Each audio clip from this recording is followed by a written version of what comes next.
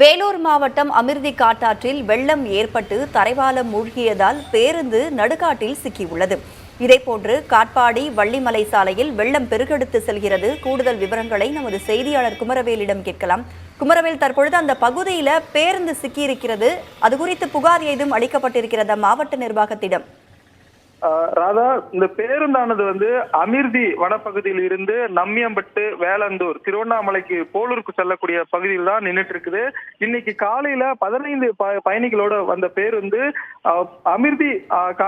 அமிர்தி வன உயிரியல் பூங்காவிற்கு அருகே இருக்கக்கூடிய தரைப்பாலத்திலையும் பேருந்து நின்றுட்டு இருக்கிற கொஞ்ச நேரத்துக்கு முன்னாடி இருக்கிற வேலந்தூர் அந்த பகுதியில ஏற்பட்ட காட்டாற்று வெள்ளத்தால இந்த 2 காட்டாற்றுக்கு இடையில தான் இந்த பேருந்தானது நின்றுட்டு இருக்குது. இது சம்பந்தமா உடனடியா அரசு அதிகாரிகளுக்கும் தகவல் தெரிவிச்சிருக்காங்க. அதனால அங்க இருக்கக்கூடிய பொதுமக்களும் அரசு அதிகாரிகளும் பயணிகள் 15 பேரை பத்திரமாக மீட்டு அவங்க வீட்டுக்கு அனுப்பி வச்சிருக்கிறாங்க. ஆனாலும் பேருந்து தற்போது மீட்க முடியாத சூழல் இருக்குது. காரணம் என்னன்னா, இந்த பேருந்து நின்று இருக்கிற பகுதியை சுற்றிலும் சுமார் 20 கிலோமீட்டருக்கு அடர்ந்த வனப்பகுதி. இந்த ஒரே ஒரு சாலை தான் வேலூர் திருவண்ணாமலை இழைக்கக்கூடிய இந்த பகுதியில் இருக்கக்கூடிய ஒரு முக்கியமான சாலை. அதனால பேருந்துக்கு பின்புறம் இருக்கக்கூடிய, ஏன்னா அந்த பேருந்தானது காலையில வேலூர்ல இருந்து வேலூர் நோக்கி புறப்பட்டிருக்குது. அந்த வகையில பார்த்தோம்னா அமிர்தி தரைப்பாலத்தை வெள்ளம் வருவதற்கு முன்பாக கடந்தாச்சு. ஆனால் இந்த பேருந்து போய் சேருவதற்கு முன்னாக நம்மியம்பட்டு, வேலந்தூர் அந்த பகுதியில எதிர்பாராத ரொம்ப அதிகமான காட்டாற்று வெள்ளம் வந்துருச்சு. அதனால முன்னோக்கியும் செல்ல முடியாது, பின்னோக்கி செல்ல முடியாது என்பதால தற்போது வரைக்கும் பேருந்து அங்கேயேதான் நின்றுட்டு இருக்குது. இது தொடர்பாக போக்குவரத்து துறை அதிகாரிகள் தொடர்பு கொண்டு கேட்டபோது வெள்ளம் வடிந்த பின்னர் தான் பேருந்து அங்கிருந்து கொண்டு வர முடியும், அதை தவிர்த்து பேருந்து அங்கேயேதான் நிறுத்திருக்கிறோம், பாதுகாப்பாக நிறுத்தி வச்சிருக்கிறோம் சொல்லியிருக்கிறாங்க.